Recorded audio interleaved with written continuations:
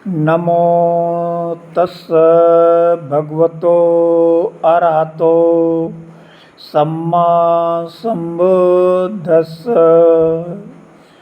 नमो तस्स भगवतो अरहतो सम्मा सम्बुद्धस्स।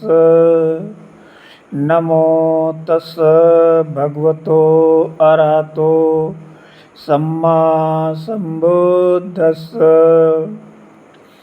आइए मित्रों, धम्मपद की 7वीं गाथा का अर्थ जानते हैं। 7वीं गाथा। शुभानुपस्सिं विहरन्तं इन्द्रियेषु असंगुतं भोजनमिंग अमन्तं कुसीतं हीनवीर्यं तम वै पसहतिमारो वातो रुक्खं वो दुब्बलं। शुभानुपस्सिं शुभ देखते हुए, विहरन्तं घूमता है, इंद्रियेषु इंद्रियों का, असंगुतं असंयम करना, भोजनमिंग भोजन में, अमत्तं मात्रा न जानना,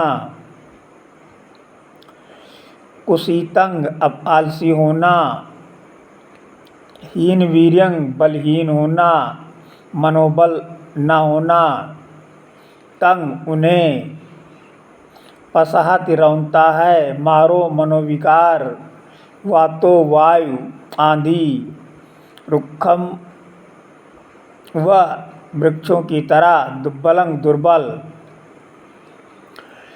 तो शुभानुपस्सिं विहरन्तं जो मनुष्य विषय भोगों में सुख मानकर विहरता है, इंद्रियेषु असंगुतं इंद्रियों पर संयम नहीं रखता, भोजनमिंग अमंतनुंग भोजन की मात्रा नहीं समझता, कुसीतं हीन वीर्यं आलसी और मन से कमज़ोर है, समवै पसहति मारो मन के विकार उसको उसी प्रकार रौनते हैं, वातो रुक्खम व दुब्बलम जिस प्रकार आंधी दुर्बल पेड़ों को उखाड़ फेंकती है। तो जो कमज़ोर है, मार मनोविकार उसे उखाड़ फेंकेगा। इसे महाकाल चुल्ल की कथा से समझते हैं। बुद्ध के समय की बात है। श्रावस्ती के संतव्य नगर में महाकाल, मध्यकाल और चूल्लकाल नामक 3 भाई व्यापार कर अपनी आजीविका चलाते थे। व्यापार हेतु जगह जगह जाते और गाड़ियों में सामान लाद कर लाते। मंझला भाई मध्यकाल उन वस्तुओं की बिक्री करता।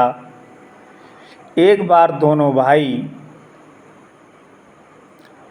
काफ़ी सामान खरीद कर गाड़ियों में लाद कर अपने घर लौट रहे थे।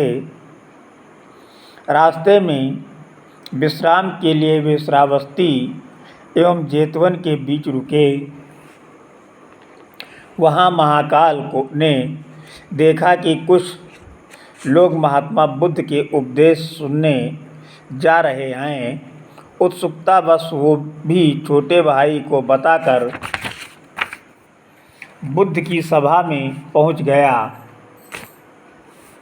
शास्ता ने उस दिन दुख स्कंद सूत्र पर प्रवचन दिया। यह सुनकर महाकाल को शरीर की नश्वरता का ज्ञान हो गया। उसने तुरंत प्रवज्ञा लेने का मन बनाकर बुद्ध के पास गया और प्रवज्ञा की प्रार्थना की। बुद्ध ने पूछा, प्रवज्ञा की अनुमति देने वाला कोई है? तब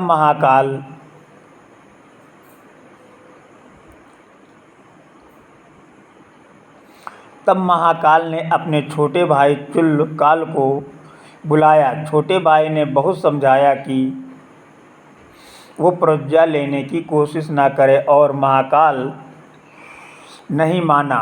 वो प्रव्रजित हो गया और छोटे भाई ने भी प्रव्रज्ञा ले ली। महाकाल शमशान साधना करते करते अरहत्व तक पहुँच गया। इसके विपरीत छोटे भाई चुल्लकाल का मन साधना में नहीं लगता था। वास्तव में वो बिहार में यह सोच कर रह रहा था कि एक ना एक दिन अपने भाई को गृहस्थ आश्रम में वापस खींच लाएगा। महाकाल के अरहत्व प्राप्ति के बाद एक दिन शास्ता भिक्षुगण के साथ चारिका करते हुए सेतव्य में शिंस पावन पधारे। चुल्लकाल की पत्नियों ने जब ये सुना कि शास्ता भिक्षु संघ के साथ सेतव्य पधारे हैं तो उन्होंने चुल्लकाल को पुनः गृहस्थ बनाने के लिए एक योजना बनाई। योजना क्या थी कि शास्ता और भिक्षु संघ को भोजन दान के लिए आमंत्रित किया गया। व्यवस्था ठीक है या नहीं ये देखने के लिए चुल्लकाल को पहले भेजा गया, लेकिन चुल्लकाल के वहां पहुंचने पर पत्नियां उन्हें तरह तरह के ताने देने लगी, मजाक करने लगी तथा वस्त्र खींचने लगी। उन सब ने चुल्लकाल का चीवर उतारकर उसे सफ़ेद कपड़े पहनाकर बिहार भेज दिया। चुल्लकाल को प्रव्रजित हुए अभी 1 वर्ष भी नहीं हुआ था। उसे बुद्ध धर्म और संघ में कोई विशेष श्रद्धा नहीं थी, अतः उसे चीवर छोड़ने में कोई संकोच नहीं हुआ। इस प्रकार यह स्पष्ट है कि चुल्लकाल मन से प्रव्रज्ञा धारण नहीं की थी। वो मन से कमज़ोर था। उसके मनोविकारों को ने उसे रौंद दिया और वो चीवर का त्याग कर दिया। कमज़ोर मन वाले का मनोविकार उखड़ गया। इस प्रकार यह स्पष्ट है कि जिनका मन कमज़ोर होता है वो हवा के चलने से जैसे दुर्बल पेड़ गिर जाते हैं, उखड़ जाते हैं, उसी प्रकार उसके द्वारा मन में विचार किया गया कोई बात टिकती नहीं है। नमो बुद्धाय। साधु साधु साधु।